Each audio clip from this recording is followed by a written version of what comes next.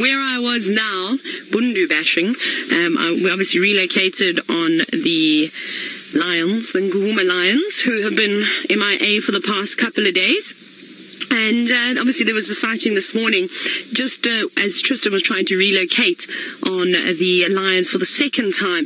In between that moment, one of the Nkuhuma lionesses, we suspect the youngest one, actually walked across the road with one very young cub, and she had another one in the mouth. So that makes two new little Nkuhuma cubs. However, one of the other guides from Elephant Plains, he said that she then came back and she was contact calling again.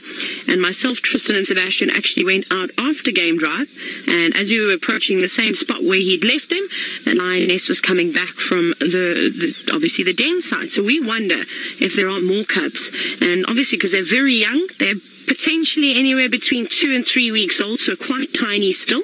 Not able to, follow mom, but really still relying on her quite a bit. We wonder if she hadn't gone back to go and fetch the others. Now, I went back and they were laying on Triple M on the road in the shade. Then they looked like they were getting to move.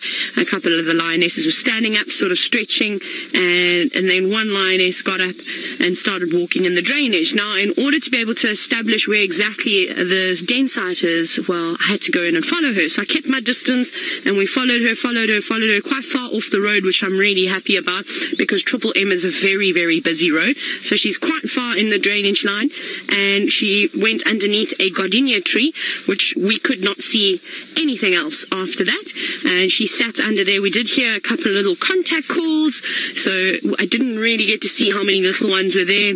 Now, unfortunately, as we were sitting there, I was trying to hear and trying to see if I could see any movement through the overhanging tree.